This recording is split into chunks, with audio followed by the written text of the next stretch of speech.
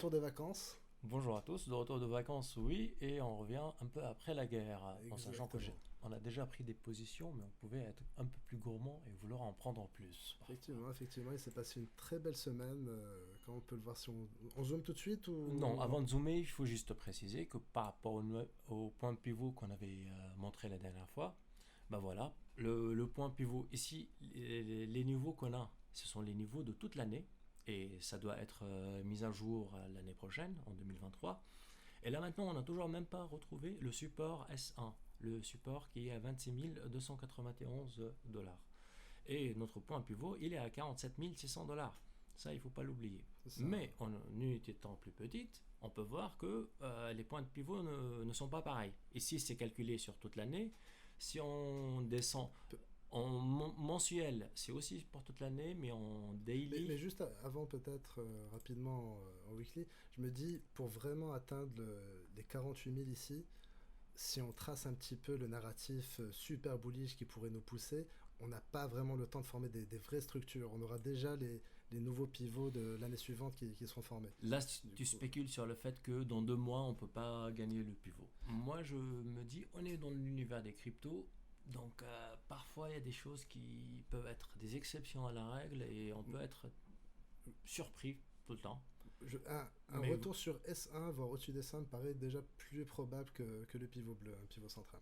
Mais oui, oui, tout est possible dans les cryptos. Les marchés sont très volatiles. en 2 mois, il peut se passer beaucoup de choses. Et là, tout à l'heure, on voulait se préparer pour commencer à faire la vidéo. On était à combien? On Bah, était à 20 500. à 20 500, effectivement, quand on commençait à se préparer, et là, on voit que ça pump. On est déjà à 21 Ouais, 150. donc on va zoomer en daily pour voir. Là, à partir de ce moment-là, le 1er novembre, dès qu'on a commencé le mois a commencé, on était déjà au-dessus du pivot. Et ça, ce point-là de 19 911, on l'avait déjà depuis le début du mois. Oui, Donc on pouvait dire qu'on a déjà démarré le mois au-dessus du pivot. Par rapport à ce mois qui est là, on a démarré oui, en tout à dessous. fait. Tout à Et fait. là, c'est encourageant de voir ça pour se dire, allez, on va chercher des longues. On voit aussi que cette période-là était très intéressante. Le pivot bleu, là, vraiment Il a servi joué, de... Il a totalement joué, hein. On a méché, il a quasiment joué un touché. rôle de Et résistance. ici, avec du volume, on l'a cassé. On l'a cassé avec du volume. On l'a cassé avec du volume, et c'est plutôt boule. À voir ce que ça peut donner. Mais Mhm. voilà, personnellement, les pivots, moi j'aime bien les utiliser en plus petit time frame, c'est beaucoup plus précis. Là, c'est vraiment des grandes tendances sur du long terme. Sur petit time frame, il y a vraiment beaucoup de choses à dire. Ouais, après, si on part vraiment bullish en cassant ces hauts-là, ceci dit que cela voudrait dire qu'on a terminé l'accumulation ici. C'est probable. Bah, du coup, la prochaine target, ce serait casser ce R1 à 21 694. Ouais. Un premier objectif boule pour valider une tendance haussière. Bon, après, ceux qui travaillent les Wyckoff, ils doivent se débrouiller pour trouver un spring ici, à ce point-là, On de peut, 18 on peut avoir un, 200. on peut avoir un LPS sans spring, à voir quelle structure va se former. Non, on va avoir une montée, un test. Bon, on va zoomer encore en 4 heures. Et là, c'est toujours les mêmes pivots. Non, les pivots sont calculés sur... Là, on va du 31 octobre, Oh, donc une semaine. ça, c'est une semaine. Et daily, Daily, c'était le mois, c'était le mois. Et weekly monthly, c'est pour toute l'année. toute l'année. Et Non. ensuite, on a les 15 minutes et moins qui, C'est- eux, c'est daily. Ça, c'est le plus pertinent à C'est travailler le en plus tant que pertinent. trader. Totalement, exactement. Donc là ici, déjà, Mais en 4 heures on déjà, a... on peut voir que les pivots sont très pertinents. Regarde la journée de la veille, là sur le pivot bleu, on a range pas mal dessus, d'un coup décollage, et ça tape R2, R1, ensuite R3. pareil, R3, on mèche dessus, retour R2, ça repart sur R3, et là retour pivot bleu, et là on a l'air de partir sur le R1, là 21 444. Donc à voir si on va être rejeté ou si on va le percer. Mais Voilà. toujours très pertinent ces pivots. Après, ceux qui jouent des langues, bah, vous avez déjà vos take profit ici. Hein. Et là, regarde, je sais pas si tu le vois, mais ici on a une belle impulsion là, si je dézoome. On a un grand volume ici, avec cette belle bougie. Ouais. En général, voilà, ça c'est une impulsion, on casse R1, des niveaux importants, et effectivement, on a cette petite hausse. Bon, c'est pas non plus énorme, mais on a une hausse de 3,6%, ce qui est déjà pas mal, hein. On a une belle journée. Et on peut la jouer sur le rebond R1 après. Hum, hum. Donc très, très pertinent. Après, quand j'utilise les supports, moi je préfère utiliser vraiment rentrer sur des points S1, S2, S3. Bien sûr, mais quand le marché est boule, Oui, c'est des niveaux qu'on voit plus. oui, c'est ça. Donc même là, je vais zoomer un peu plus pour voir les pivots de la journée de la journée. Donc là, en 3 heures, on est toujours sur les pivots de la semaine. Toujours sur la semaine. Et Oui. dès que je dépasse les un quart d'heure, À partir de et, 15 minutes et moins, et là, là, voilà, ça oh, devient. C'est une autre dimension, une autre manière de travailler les pivots. là, on est au-dessus de R5. Donc là, on casse R5. Là, c'est extrêmement bullish, il n'y a plus rien au-dessus, avec Ouais. beaucoup de volume, on le voit ici. Déjà, là, cette impulsion, il fallait la prendre, hein. C'était à 6 heures du matin. Moi, je Là, rentrais de vacances là. là bah, exactement. C'était compliqué d'entrer. Mais là, c'est incroyable. On a un aplat, là, on est dans un range totalement ennuyeux. Et Une d'un toute coup, petite bougie. bougie minuscule et un très grand volume qui vient briser tout ce narratif. Bon, ici, c'était un peu trompeur, mais on avait l'équivalent pour un short. Bon, pour ceux qui prennent les shorts, on n'est pas très amateur de short, mais pareil, un grand volume d'impulsion baissière, et là, on a cette petite baisse. Là, par contre, sur un marché bull, plutôt tendre à prendre Des longues, des oui. longues, exactement, et là, voilà, magnifique. Mm. Là, on a tout ce mouvement, on peut voir rapidement à la règle si on avait pris cette impulsion. Voilà, là, on est déjà à 4,2%. Ah. Donc on voit que tous les jours, le marché nous offre vraiment des opportunités intéressantes en ce moment. Même là, le rebond qui s'est effectué, il s'est Oui, on a effectué sur méché R1. incroyablement une mèche chirurgicale, comme on le disait la dernière fois. Donc là, il va se passer beaucoup de choses d'ici jusqu'à ce qu'on puisse voir les nouveaux pivots. Mais là, si on perd CR5 et on continue à monter, voilà, les pivots ne vont plus nous servir. Faudra Non, mais demain, notre pivot va nous Oui, suivre. Il donc sera demain, il y aura beaucoup de recalculé. volatilité, exactement. Les pivots seront beaucoup plus écartés qu'aujourd'hui Oui. et on aura beaucoup plus tendance à avoir de la volatilité. Ouais, Donc, c'est ça. à observer. Après, faut retenir la clôture de la journée. Il faut tracer cette ligne-là quand vous tradez le lendemain. La ligne de la clôture, c'est très intéressant aussi On en avait parlé la à dernière prendre fois. en considération. Clôture Et de la ici, veille. si on veut la tracer, elle est presque, Au niveau du pivot bleu. ouais, elle est presque au niveau du pivot bleu. Oui, je vais prendre celle-là. Ouais. Donc, Alors, la clôture est là. ouais. Ben, si je la mets là. Quasiment Ouais. l'un sur l'autre. Hein. Ouais, ouais. Donc ça ça annonce que c'est vraiment positif. Oui, oui, Et là, on est effectivement. au-dessus. Et demain, oui, elle sera au-dessus. À moins qu'il y ait un crash d'ici ce soir, 2h du matin. Mais a Oui, priori, si on continue sur cette tendance, oui, il y a de fortes chances que le pivot jaune soit au-dessus du bleu. Enfin, le pivot de la veille, pardon. oui, oui. Bah, après, là, on va, à mon avis, digérer ce mouvement-là d'ici demain. Je ne sais pas où le pivot il sera placé. Mais à ce moment-là, on cherchera des entrées peut-être Pour à l'instant, fur et à mesure pour selon les pivots. l'instant, on a du volume et on n'a pas de mèche qui pourrait nous laisser penser à un short squeeze, quelque chose qui pourrait baisser. À voir tout au long de la journée comment les choses vont évoluer. Oui, parce que là, pour moi ici, quand on regarde les pivots en weekly sur les anciens bull run, Hmm. les bull run extrêmes ont cassé le R5 en weekly. Oui, oui, Et là, on vient de exactement. casser R5 en 15 minutes. Et alors qu'on est toujours bearish sur les unités de temps en weekly et daily, parce qu'on est encore très loin des pivots. Donc ça c'est à voir aussi et surtout pour demain comment on va ouvrir par rapport à la clôture et par rapport aux nouveaux pivots. Ça il faut les prendre en considération. Après, pour l'instant, je vois que les grands volumes ici diminuent de taille. Je me dis peut-être qu'on est à la fin de ce mouvement. Là, par exemple, on a une belle impulsion ici.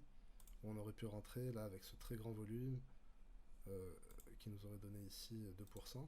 Et là, je vois qu'il y a un volume plus petit. Et là, en ce moment, la bougie de 15 minutes forme une petite bougie, beaucoup moins de volume. Potentiellement, on peut dire que le mouvement se fatigue. Après, on peut même aller en 5 minutes et plus bas pour analyser un peu mieux. Voire 3 Surtout minutes. quand tu ouvrais des shorts, tu ouvrais sur les zones de résistance comme là. C'est ça. Là où on est. Pour les personnes qui jouent les shorts, on est peut-être sur une entrée possible. Mais bon, il n'y a pas vraiment, peut-être en une minute. Mais je n'aime pas trop une minute. Hein, il y a beaucoup de faux signaux. Bon, on voit que ça s'aplatit, que les volumes sont peut-être un petit peu en train de se fatiguer. Bon, il faut observer un petit peu plus ce qui va arriver. Après, on peut même repasser voir Ishimoku, qu'est-ce qu'il nous redit à ce moment-là. Je vais retirer les pivots. Nous, on n'est pas en train de chercher des entrées ici. Nous, si Là, on va rappeler, nous, on est entré sur le... On joue quoi, nous? Alors, la Euh, 360, là, j'aimerais bien que tu reviennes en 15 minutes. Elle est très pertinente aussi en 15 minutes. Là, j'ai ouais. vu quelques points où on a rebondi. Alors là, regardez, hein, c'est incroyable ici. Donc déjà ici à 361 à 13h30 tout à l'heure, hein, on a méché dessus pour rebondir. J'ai Là. vu qu'il y a eu un point de rejet. Donc ici aussi, hein, on voit que ça a été une zone ici, voilà, qui a servi de rebond. Ici aussi, c'est une zone qu'on a travaillé un petit peu avant de décoller. Bon là, on a range un petit peu bizarre, mais une fois qu'on est parti en impulsion avec ce volume ici, voilà, ce volume, voilà, il nous a servi d'impulsion. Voilà, ce moment-là exactement. Et on a pu la casser pour revenir la retest ici. Et là, on décolle. Genre, même en 15 minutes, on peut trouver des signaux très pertinents sur la moyenne mobile 361. Sauf que les signaux, nous, on est en train de les prendre. On les a pris sur un rebond weekly sur la 361. C'est ça, en weekly, c'est très très pertinent parce que voilà, on est sur des bottoms très long terme. Et oui, effectivement, on l'annonçait, on était très confiant quand on travaillait cette zone weekly 361, qui est généralement une zone où on clôture quasiment jamais en dessous. Elle nous a donné la possibilité de charger dessus. Exactement, Fois, toutes deux, les fois, 3, on est venu 4, la et retest. ici, toute cette semaine-là, Ouais, on était toujours présent à la et là, retest de la maintenant, 361. on s'éloigne de cette moyenne mobile. Je ne sais pas si on lui dit ciao et jusqu'à combien Et de jusqu'à temps. quand? Jusqu'à Exactement. quand. Peut-être on va la retrouver. Exactement, elle est souvent revisitée, mais elle nous sert vraiment de support depuis que le Bitcoin existe. Oui. Ishimoku, il dit quoi? Donc, je retire cette moyenne mobile et je remets Ishimoku. Hop, on a gagné la Tenkan et on confirme qu'on regagne la Tenkan. Donc, il y a des trucs bullish qui se passent sur le marché crypto en ce moment. Les AD commencent à s'affoler. Oui, on a vu les Atcon très intéressants, des belles performances. Premier signe positif depuis Ishimoku, c'est on confirme le fait qu'on a gagné la Tenkan malgré qu'on a failli clôturer en dessous Oui, ici. oui, j'ai vu la mèche, j'étais présent devant l'écran. Après, il y a toujours ce scénario possible hein, où on fait une bougie verte et une bougie de ravalement beaucoup plus grande qui nous fait réintégrer en dessous. Hein. Rien n'est gagné. Mhm. Mais après, ce qui serait bien aussi à préciser, c'est que entre le Bitcoin et le dollar, bah, il se passe Oui, le Bitcoin, inversement les mêmes choses. oui, le marché action, les cryptos sont en général inversement corrélés au dollar, effectivement, au dollar index. Là, on gagne la Tenkan sur le Bitcoin, alors que sur le DXY, bah, Alors, le dollar, si je mets Ishimoku ici, hop, on voit qu'on vient de perdre la Tenkan. Exactement. Donc On vient de perdre la Tenkan en weekly. C'est plutôt bon Alors signe que pour les investisseurs. il y a eu des fausses sorties quand même. Il y a eu des fausses sorties, à voir. Rien à gagner. Ça, c'est Et un indicateur. On a quand même une belle mèche vendeuse. Hein. Oui. On sent qu'il y a une pression vendeuse. Moi, c'est pas juste la Tenkan qui me. Déjà, il est où le RSI sur ce. Alors, il faut. Ah, on a la moyenne mobile 360. Ok, bah je la retire et je mets le RSI. D'abord, quand on regarde, on voit qu'on était sous l'emprise d'une divergence qui avait commencé ici. Et malgré cette divergence qui avait déjà commencé, bah on a continué à monter. Là, on a continué à monter, on monte, la divergence nous suit encore, elle est au-dessus de nous. On a une belle divergence baissière qui persiste. Ouais, elle persiste encore. Le jour où elle va céder, effectivement, ouais, ça va être très intéressant. Et il y a des signes de faiblesse. Hein. Ouais, et le signe de faiblesse le plus fort, retirant Ishimoku, retirant les pivots, retirant tout, même il est au-dessus de nous. Et là, je l'ai pas. Non, je l'ai pas, parce que j'ai pas les volumes. J'ai besoin des volumes. Alors, il faut aller sur un autre DXY. Ici, voilà, on a des volumes. Oui, tout à fait. Je vais juste revoir en monthly. Ok, voilà, c'est ça. Très intéressant, avec les volumes. Donc, moi, ce que je veux bien voir, c'est. Là, on a des grands volumes vendeurs. Avec cette bougie-là. Je la vois avec ce grand volume rouge. Cette bougie-là, avec la grande mèche. Et donc, plus le volume qui vient avec. Et donc oui, c'est un annonciateur potentiel, à moins qu'il y ait un autre grand volume qui suit, qui soit plus grand, mais effectivement d'entrée des vendeurs sur le marché dollar. Là, il y a eu beaucoup de dollars qui ont été distribués. Et là c'est un signe de faiblesse pour moi. Ouais, totalement. Grande mèche, grand volume comme ça, après une grande tendance haussière qu'on a pu effectuer, C'est signe ça pue de un peu, hein. retournement de tendance, hein, totalement. Donc, sur le dollar, c'est négatif, ce qui est positif pour le Bitcoin Et le marché action, oui. et le marché action, Totalement. le marché crypto. Donc, Donc en général, voilà, quand le dollar baisse, le marché crypto monte, tout simplement. Le Bitcoin monte, et quand le Bitcoin monte, les alts montent. C'est aussi simple que ça. C'est toujours important d'observer les actifs et le dollar. Donc il faut vraiment analyser les deux. Jamais s'arrêter juste à Bitcoin tout seul, hein. Il faut surveiller plusieurs choses en même temps, plusieurs graphiques. mhm. Après, les traders des W qui ne sont pas rentrés Oui, sur la oui, 361 oui, weekly comme j'ai vu le nous, W, hop, eux ils vont attendent attendre encore la la cassure cassure, de ce point-là. ça à 21 000. Hmm. Ouais. Bon, ils sont plus très loin. Oui, oui. Après, il n'y a que des Ah, choses positives qui en s'annoncent fait, pour l'instant. ils sont censés rentrer ici à 24 277 à la cassure. Hmm, hmm. Voilà. Mais par contre, ça correspond à la Kijun qui est en train de se rapprocher, hein. Ouais, elle se rapproche. Si elle continue à baisser et que le cours continue à monter, à un moment, ça va se croiser, hein. Hmm. Donc, à voir, à voir.